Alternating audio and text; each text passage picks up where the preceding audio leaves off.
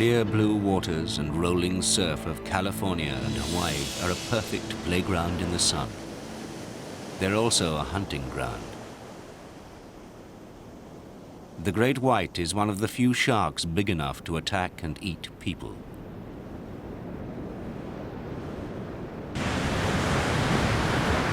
John Ferrera felt the force of one such attack.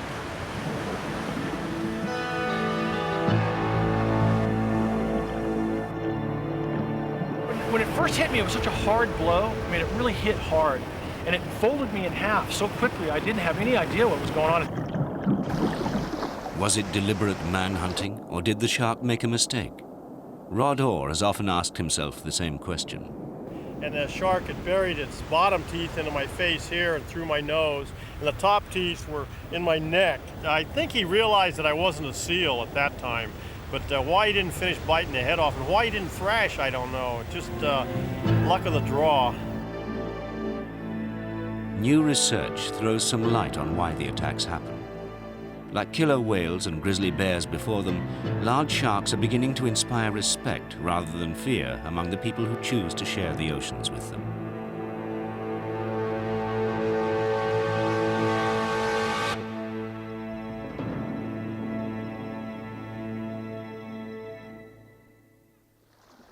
The Farallon Islands are a national wildlife refuge administered by the United States Fish and Wildlife Service. They lie just 32 kilometers off the coast of California, west of San Francisco. In thousands of years of Native American legend, their sinister, jagged peaks were said to be the islands of the dead. For millions of years, they have been a regular feeding place of the white shark. Every autumn, these forbidding rocks attract a group of the huge predators. Sharks have small brains compared with other vertebrates, but their acute vision and sense of smell make them highly skilled and successful hunters.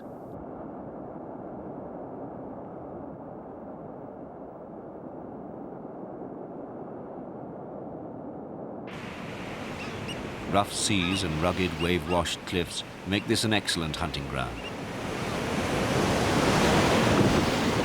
There are few other places in the world where white sharks can be so closely observed in the act of killing.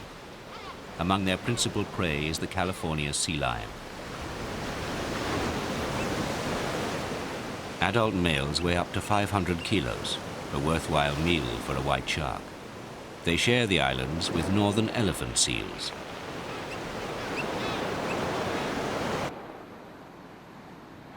Peter Pyle is a biologist working with a team at the Point Reyes Bird Observatory who spend 6 months of the year on the Farallon studying birds. In the autumn, his interest turns to pinnipeds, seals and sea lions, and to the sharks that prey on them.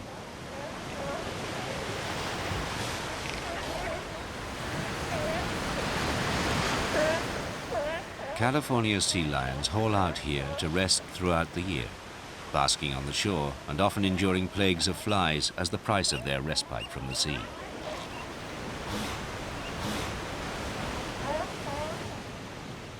In the autumn, they're joined by juvenile elephant seals coming ashore for the first time for months.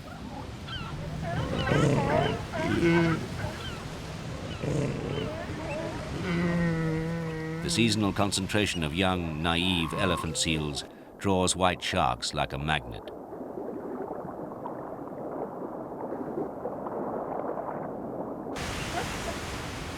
Landing on these rocky shores is no easy matter. Especially at high tide, huge waves can wash the seals into the surf. When they find themselves in the water, the seals have to swim along the shore looking for a place to haul out. The sharks are waiting for them, and Peter Pyle is waiting for the sharks. Shark is a visual predator, white shark here, more than anything. It stalks in the depths, probably behind ridges, against the rocks where the pinnipeds are going to have a harder time seeing it. And then when the time's right, it'll rush up from below and strike the pinniped at the surface. So I think that background coloration gives the shark an advantage to hunting over rocks as opposed to sand, where the silhouette of the shark would probably be clearly visible from above. The researchers on the Farallon see as many as 80 attacks every autumn.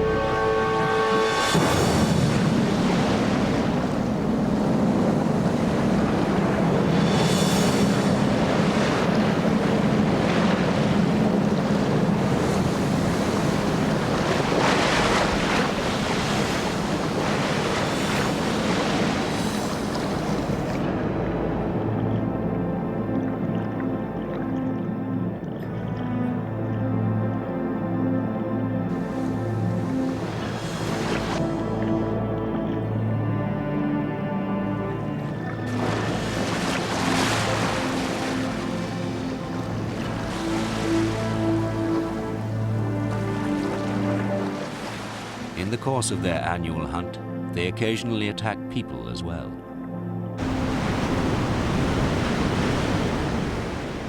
Every year, tens of thousands of sun-seekers migrate to the beaches and surf of California. Thousands more have settled here to enjoy the eternal summer. Beneath them, the sharks are watching.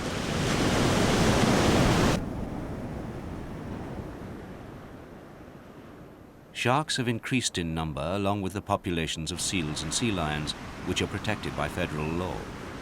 Many of the best surfing beaches are near their breeding colonies or reefs where they rest. In 50 years, there has been a total of 60 attacks on humans in California, 6 of them fatal.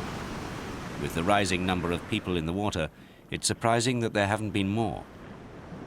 But are they acts of deliberate hunting, or just cases of mistaken identity? A surfer paddling out to sea, arms waving and feet trailing, must look to a shark remarkably like a sea lion. Kirk Johnson and John Ferrera are dedicated surfers. Both survived attacks by white sharks. Kirk Johnson was hit by an immense force. I really didn't know what was going on. I had no clue of what was going on until the thing started shaking me really hard. And I knew what was going on then. I started reaching back and hitting the shark on the head and the mouth and the face with my hand. And it was still shaking me. It was about 5 feet underwater, shaking me pretty hard. And the shark was right next to me. I had the dorsal fin right next to me, and then farther back, the tail fin, about 8 feet back, the tail fin, just sitting there right next to me, not moving at all. So I screamed at it and kicked at it, kind of started swimming backstroke away from it. And then it just let go of me. And I came to the surface, and the water was turning all dark around me with blood. But this thing was huge. It was at least 15 feet, probably 18. Mine was about the same, very large. I describe it as about the size of a Volkswagen, the body of it, it's just the girth. And the fin of it was about 3 feet out of the water while it was just going past me very slowly. And you pretty much know exactly what it is. It's something wanting to eat you, you know, and you want to get the hell out of there. Typically, among surfers who have been attacked, both men returned to the water as soon as they could. John Ferrera within a month of his encounter with the shark.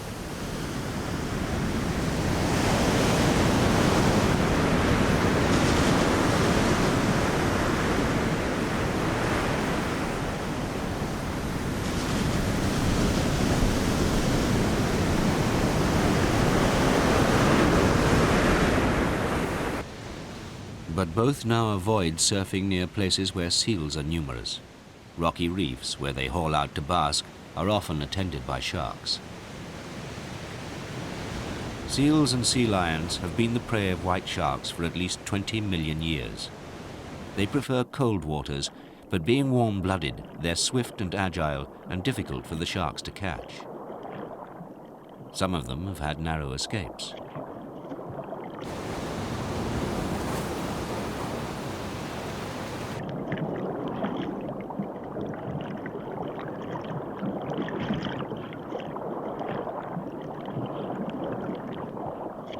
California's sea lions are attacked far less often than elephant seals.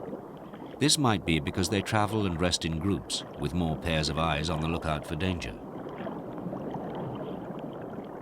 White sharks have evolved to catch their nimble prey by a remarkable adaptation. They maintain an internal temperature a few degrees higher than that of the surrounding water. Warm muscles allow the shark to attack in a sudden burst of speed out of its ambush on the sea floor.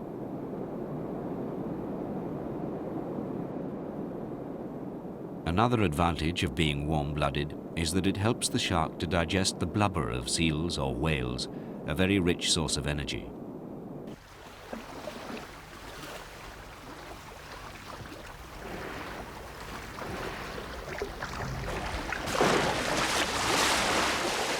The great whales, before their decline, might also have played an important part in the diet of the white shark, especially as carrion.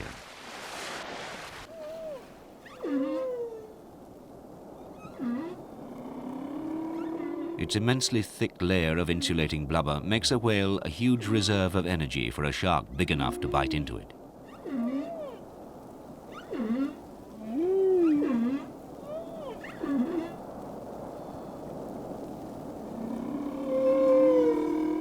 Now, though, humpback whales are scarce, along with blue whales and sperm whales, and to find a carcass washed up on a beach is a rare treat for a foraging shark.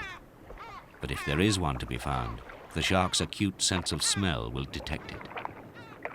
This humpback whale, having died of unknown causes, provides a huge meal for hungry sharks.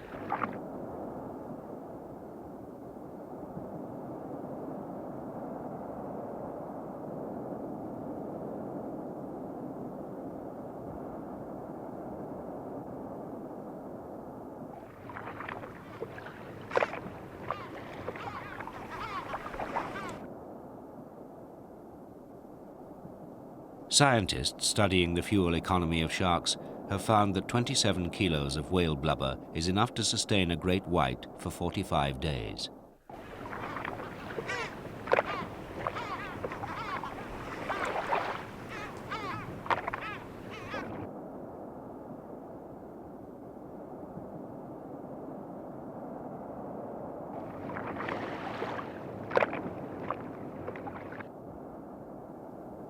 But today, scavenging whales is not a reliable source of food. A large predator must have easy access to an abundant source of living prey.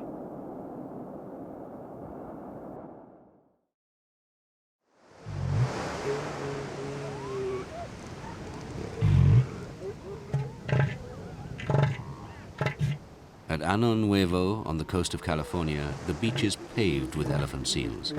Their huge, blubbery bodies represent an overflowing larder for white sharks, one that is regularly raided.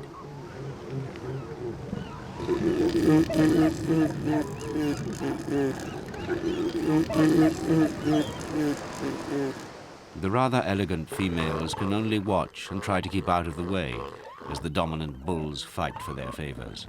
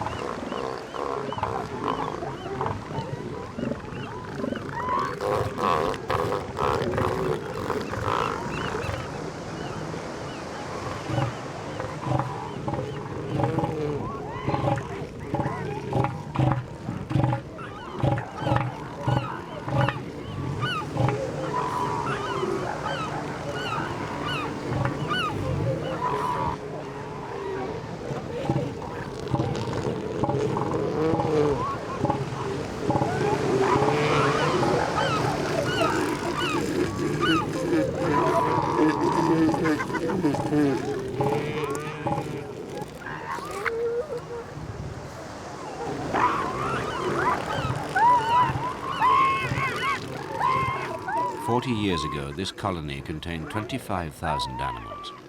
Now it's 10 times as big, at 250,000. This increase in food supply is good fortune for the white sharks. The seal colony is literally a pup factory. As soon as they're weaned, the babies will have to leave the beach and start to feed themselves. It will be 6 months before they see land again.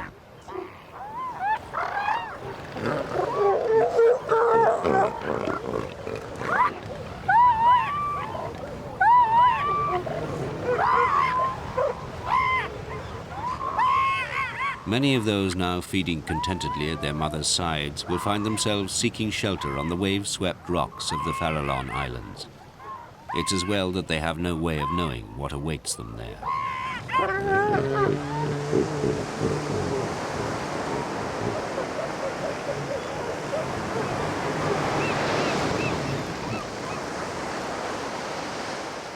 Even the big old bulls have no defense against adult white sharks.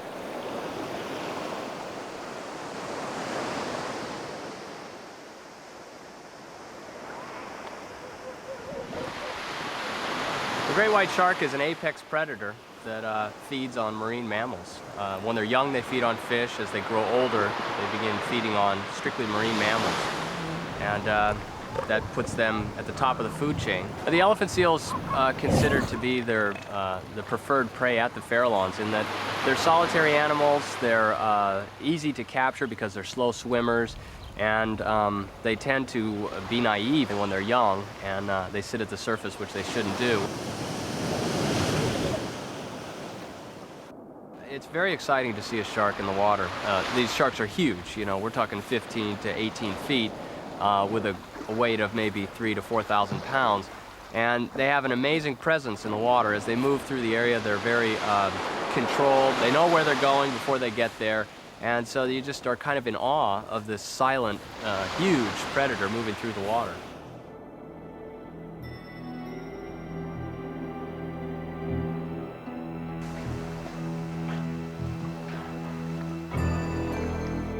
As it patrols beneath the waves, a shark can see the silhouettes of seals and sea lions at the surface. It relies on stealth and surprise. Sea lions moving in packs are hard to surprise, but elephant seals are often alone.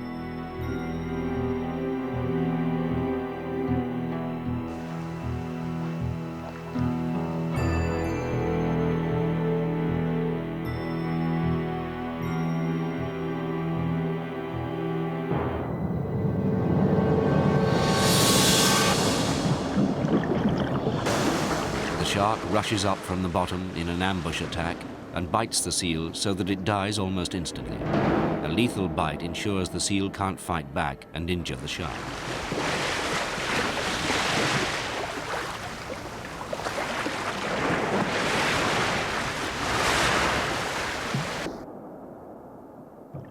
It's a very violent, aggressive attack. The seal dies quickly from loss of blood. To take bites out of the carcass, the shark must swing its head back and forth in a sawing movement, cutting through muscle and bone while its huge tail drives it forward. 10 centimeters of blubber provides high-energy food for the predator. A human body, even a fat one, would be bony by comparison. Peter Pyle monitors the attacks from his vantage point high on the island. Most attacks take place in the high-risk zone, within 500 meters of the shore. Once the location is pinpointed, Pyle hurries to the boat landing. If it's a big seal, it may take the shark half an hour to eat it. This gives the team time to get on the water and alongside the kill.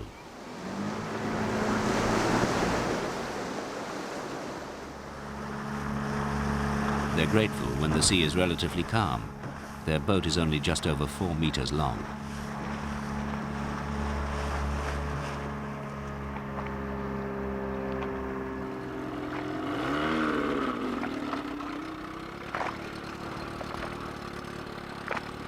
When they reach the seal, the 2 men lower underwater cameras beside the boat.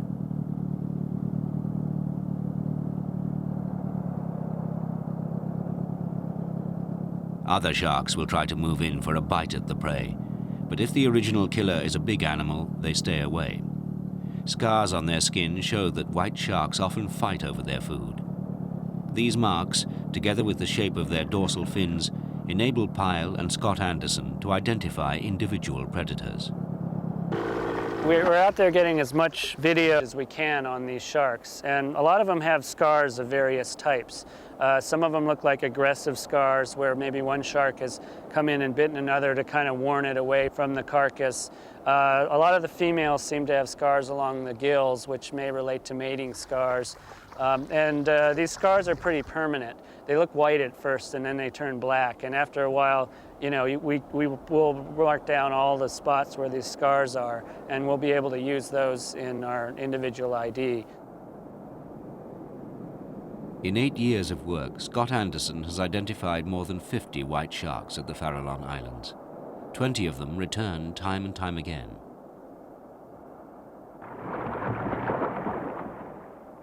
He finds that large individuals tend to feed in the same place each year, patrolling areas where they've been successful before. Smaller sharks, less well established in the hierarchy, move around the island much more, looking for chance encounters with prey. After the initial violent attack, sharks feed in a controlled, almost calm manner, contrary to the popular idea of a feeding frenzy. A 180-kilo meal will be finished in between 5 and 10 bites, of 13 to 23 kilos each. The biologists watch individual sharks for periods of anything from 1 day to over 4 weeks. They think that once a shark has had a successful hunt here, it moves away from the islands to the seal-breeding colonies and haul-outs on the mainland coast. They have seen as many as 80 attacks in one season. From this, they estimate that at least 27 white sharks regularly hunt seals at the Farallons.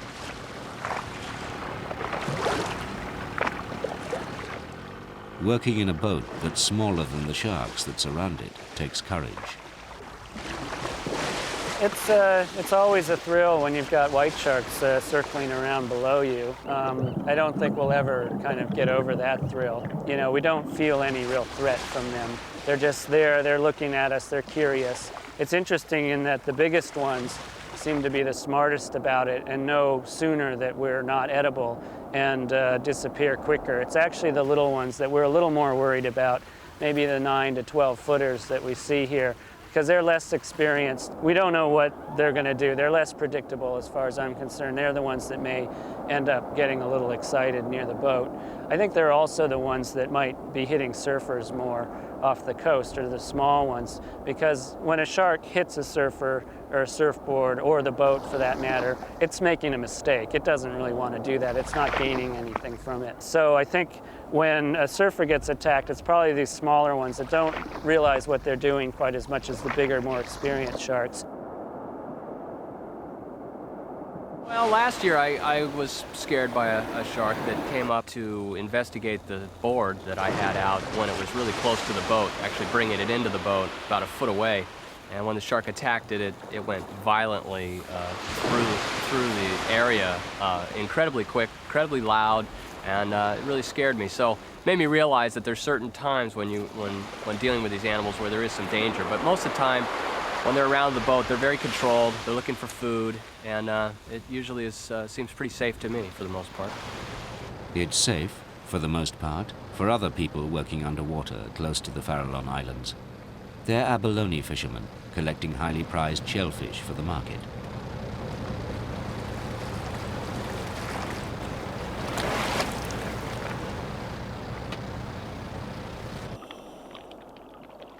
Abalone are plentiful here, but rare in other parts of the California coast.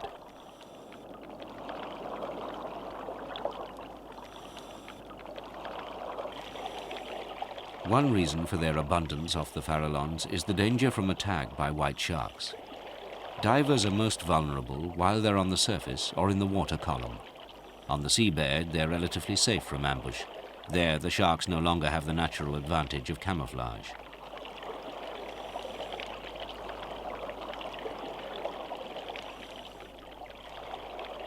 As they measure the abalone to make sure that they're above the legal minimum size, the divers keep a sharp lookout for cruising great whites.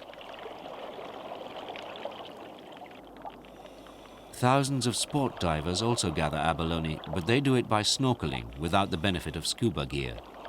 They must return repeatedly to the surface to breathe, and this is when 90% of shark attacks take place. Rod Orr holds the dubious distinction of having been attacked twice in his pursuit of abalone. Just at the edge of vision, I saw something, but I didn't realize what it was, and then the little light dawned. What I could see was the gills on this white shark, and the shark was like 10, 11 foot long.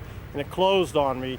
And when I looked back at it, it closed the distance by half, and then it started coming in fast, and I knew it was after me. And when I tried to get behind this rock, and when I tried to get behind it, the shark came in on my left side. His mouth just opened up, and his jaw actually just came out of his mouth.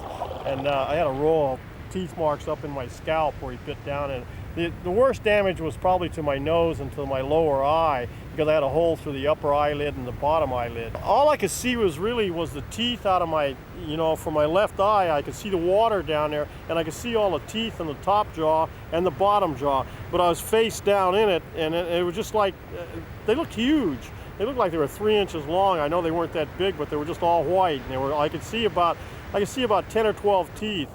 I thought he was about 12 feet, but they measured the bite marks, and they figured he was like 15 to 17. When I reached up on him, he felt like a Buick. He was huge. Why did the shark spit Rod out? Most probably he felt wrong. Instead of having a deep layer of blubber, his head was hard and bony, without enough fat to make a worthwhile meal. In Hawaii, tiger sharks include prey with just such a bony exterior in their diet.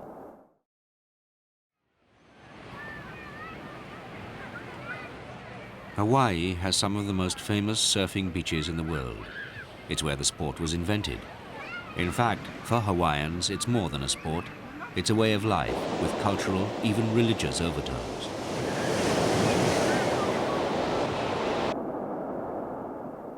The clear blue waters are a playground for thousands of people and home to an enormous variety of marine life, including the tiger shark. The old Hawaiians had a special word for sharks that eat people, nui. Even before natural prey such as large fish and lobsters, monk seals and green turtles had been reduced by overhunting, the tiger shark was known to take people. Local surfers reassure themselves in different ways about the dangers of surfing in shark-infested waters. Well, I'm not worried about the tiger shark because I feel like that's my alma kua, which means it's a religious belief that Native Hawaiians have about the sharks. Depends. If there's a lot of people around, I don't worry about it too much because the odds of getting eaten is probably a little less. But when you go surfing other secret spots and stuff, that's when you're always like looking down, checking it out. If you were to go surfing, go snorkeling when it's flat, you'd see 1 million turtles, and that's what the tiger sharks eat.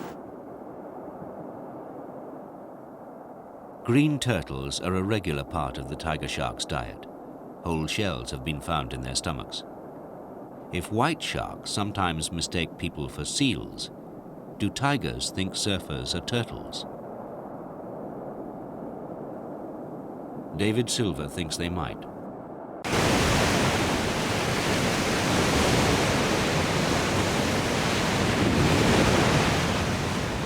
On the east side, on the island of Kauai, at this beach called Wailua Beach.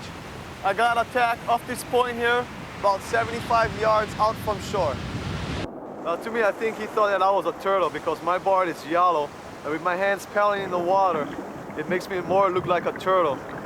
So I think he thought that I was a turtle, and he came for me. It's severe. This is the top part of the jaw. He was lying on the surfboard. The bottom jaw got the bottom of the board. So from here to here is the corner of the mouth, so it came onto the back of the leg this way. It never got the back of the knee, but it got into the ligaments and some of the muscle. David Silver was lucky. Other surfers had died in recent years from tiger shark attacks. He was badly hurt, but able to paddle his board safely to the shore.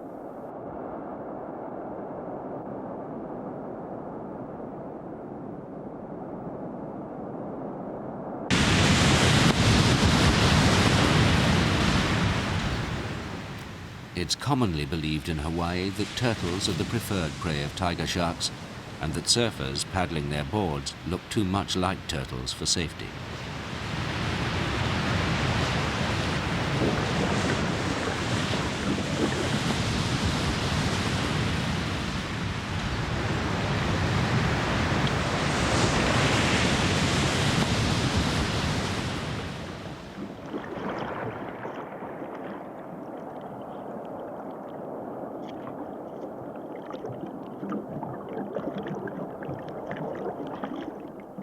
Green turtles are listed as a threatened species, since overfishing depleted their numbers and their nesting beaches were destroyed by tourism. For years, it was rare for a scuba diver or a snorkeler to see one in the wild. There are nowhere near as many turtles as surfers, but after years of protection, their population has recovered considerably. The increase in the turtle population has coincided with a rise in the number of shark attacks on people. Can there be a connection?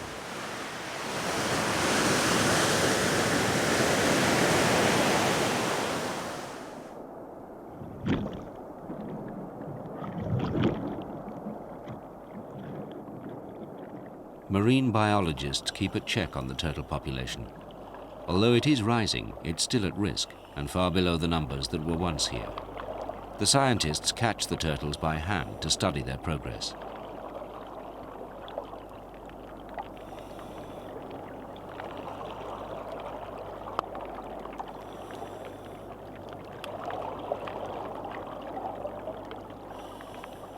They're still not common, but they're surprisingly unwary over the sandy bottom a mile off Honolulu.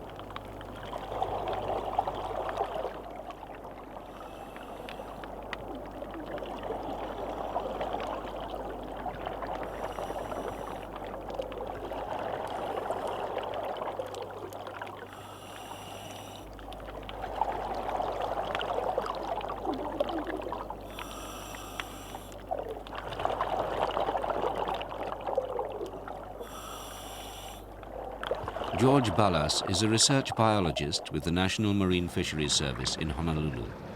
He's not convinced of the link between turtles and sharks. Our research program started in 1972, 22 years ago. We have specifically gone to places in Hawaii that are the best sites for turtles. And in all those years of diving, I have never once encountered or even seen a tiger shark.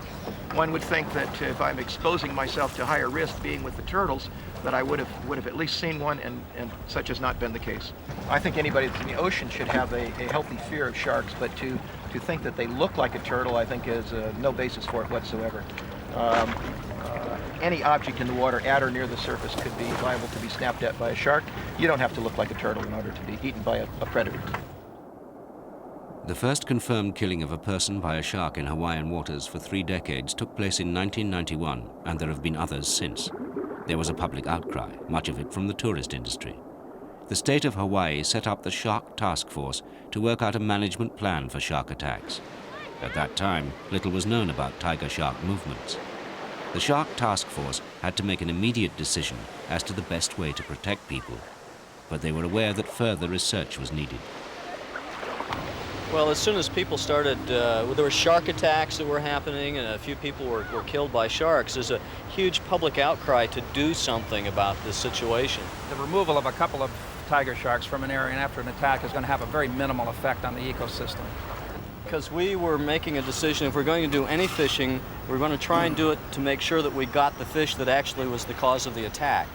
Otherwise, I don't think as biologists we just go out and randomly kill sharks to appease public opinion. It was our best guess that if we went within 24 hours, we might catch the shark that did it. We also know we need a lot more research to know about the biology of these animals to know what are the chances of actually catching that animal within 24 hours. Will it be there or won't it?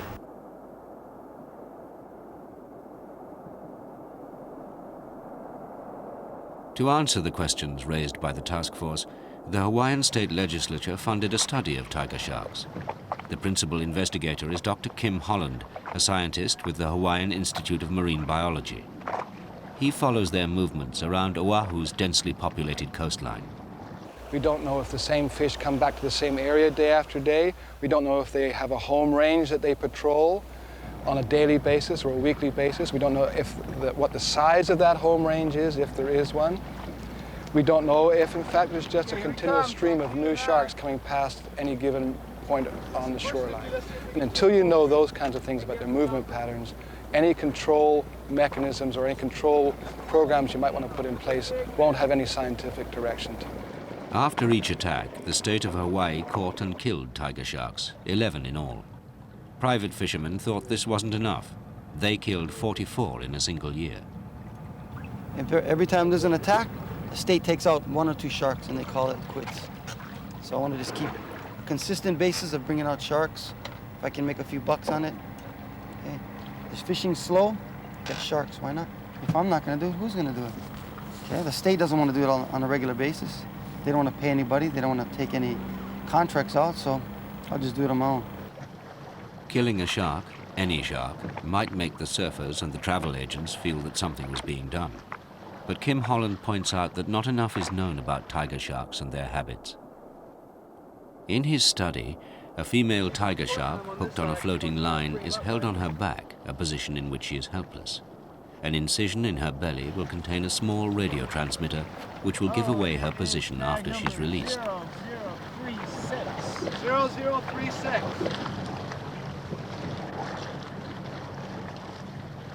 Before she can be set free, someone has to take the hook out of her mouth.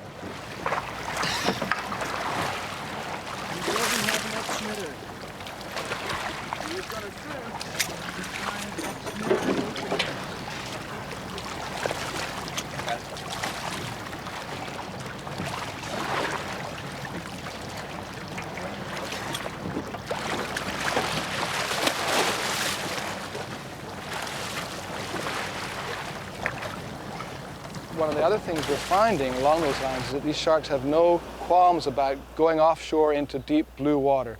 One of the preconceptions was that these animals were coastal. This isn't the case at all. Holland's study is the first to explore the movements of tiger sharks, which have been a mystery until now. They drop an underwater antenna to listen for the signals from the radio.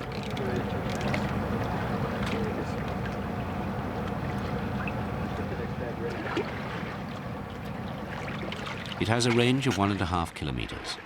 The ship will stay on the trail for as long as their stamina and their fuel hold out, usually for about 48 hours. On one trip, they found themselves 60 kilometers offshore in this time.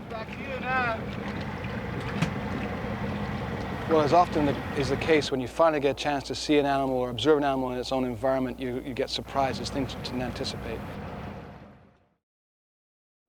Common folklore holds that tiger sharks patrol a small coastal area, a shark's personal territory. Instead, the researchers are finding tiger sharks travel great distances from island to island and plunge as deep as 300 meters, the deepest recorded for tiger sharks. We had no idea that these fish had this ability to go so deep so easily and without apparently any restrictions on their movement patterns. So again, these are the kind of things that you can't find out without observing the animal in its own environment, and this is the first chance that we've had to do that with tiger sharks.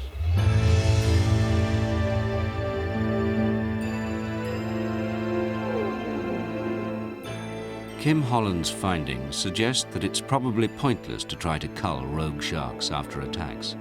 The fish responsible will be long gone, and any shark killed will be replaced by another coming in from elsewhere.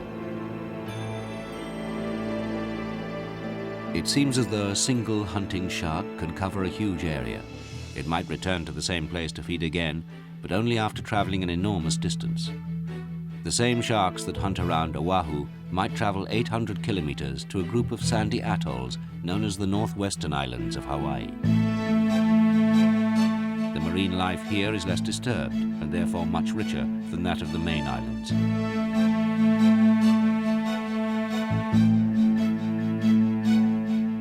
Large predatory fish called ulua are still abundant in this wildlife reserve. Elsewhere, they're heavily overfished because they're very good to eat.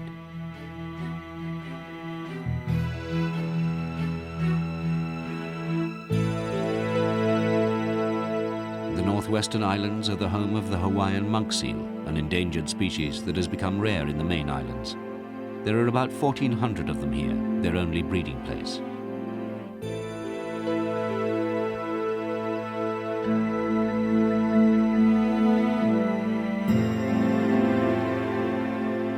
The monk seal is part of the regular diet of the tiger shark. Some of them here have bite scars and missing flippers, mementos of a lapse in alertness.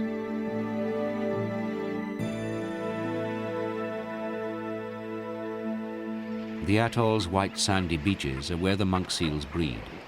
Males come here to seek receptive females during the season, finding on the bright coral sand a haven beyond the reach of the patrolling sharks.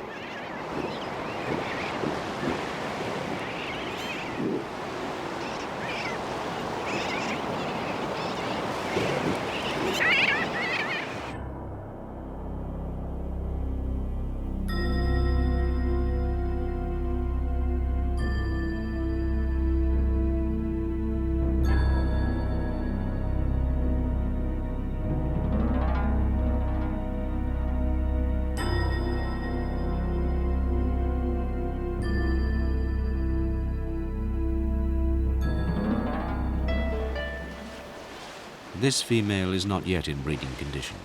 She rebuffs the male's advances, sending him on his way to look for a mate who will accept him. This puts him back in the water among the sharks. But tiger sharks are not as selective in their choice of prey as great whites. They will hunt anything that looks edible. At this time of year, black-footed albatross chicks are learning to fly. This, their first time in the water, is a bewildering experience. All around them, dark shadows move beneath the surface.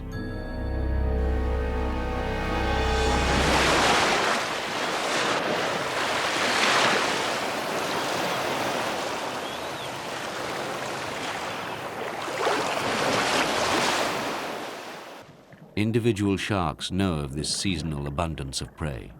Some of them have been here for a week, waiting for the first chicks to reach the water.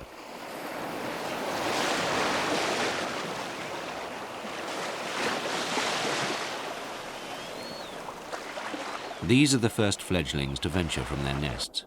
The sharks are hungry, but they must maneuver in water only a meter or so deep. For the first few days, the sharks find it difficult to come to grips with their prey.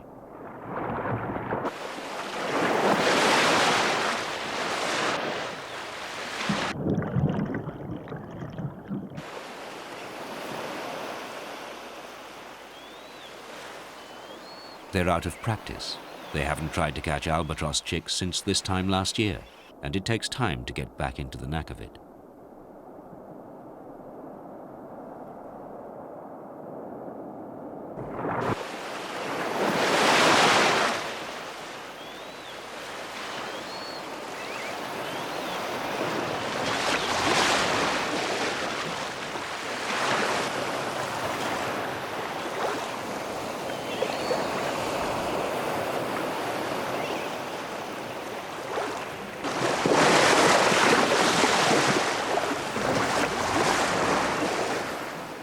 The chick fights back, pecking at its tormentor, instinctively aiming for the shark's most vulnerable spot, its eyes.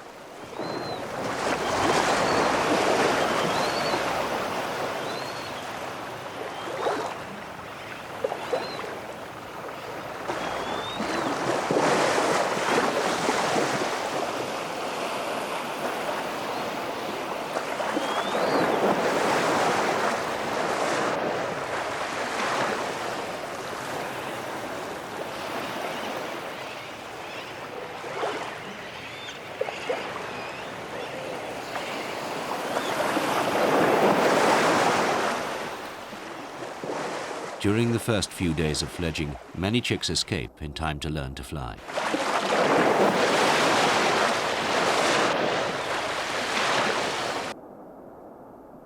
When the wind slackens at noon, the chicks stop trying to fly and return to the island. Surrounded by shallow water rich in fish, the islands are ideal for seabirds. More than 14 million seabirds of 15 different species come here to nest. There's hardly room for them all. They cover every inch of ground and even the smallest shrubs. There are boobies with blue bills and the black tropical terns known as noddies.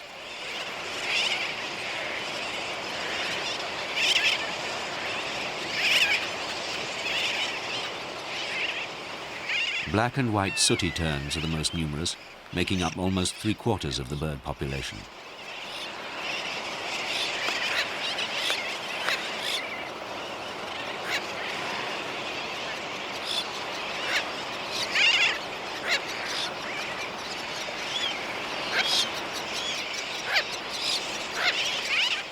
Some of the smallest populations are of the largest birds. The Laysan albatross, 1 meter tall, has a wingspan of 2 meters. Its chicks grow rapidly in size and weight on a rich diet of regurgitated fish.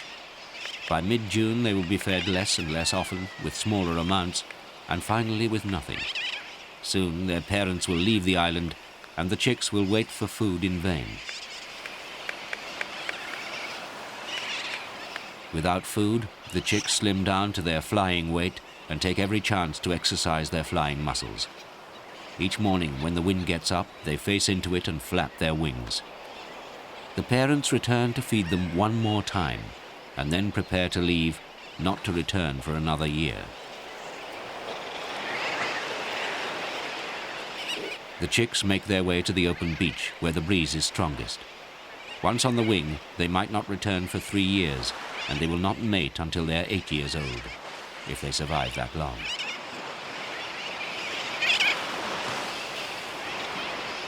Now they must become airborne and survive the sea.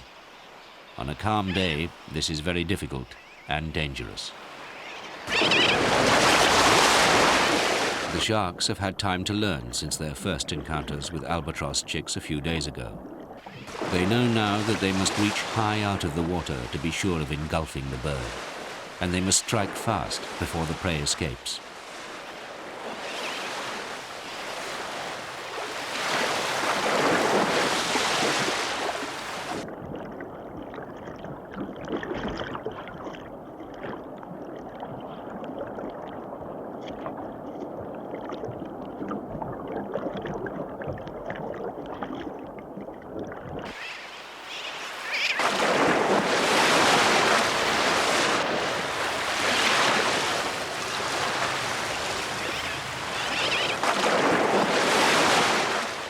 If it misses a chick on the first strike, the shark turns and follows it upwind.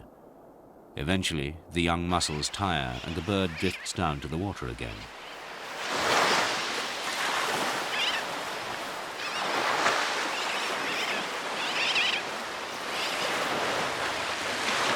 About 1 in 10 albatross chicks fall victim to sharks each year. More of them die of starvation or get drowned in the surf. Sharks and birds have coexisted here for millennia, without the bird population suffering from this level of predation.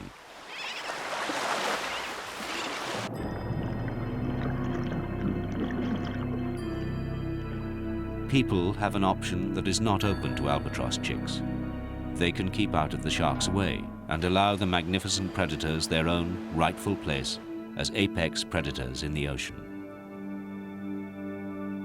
Native Hawaiians, with many generations' experience of tiger sharks, say that it's folly to play in the surf around sunrise or sunset. It's said that is the time when sharks come to feed in shallow water. Kim Holland's work does not bear this out. He thinks that they're there all the time, but the odds against being attacked are 1,000,000 to 1. One thing to bear in mind is that if these powerful, adaptable hunters wanted to eat people, they would, and nothing would stop them. It wouldn't be 60 attacks in 50 years, but 1 a minute. If sharks really were man-hunters, surfing would never have been invented. As it is, they're only occupying their rightful place at the top of the marine food chain. If they sometimes make a mistake, it behoves us to keep out of their way.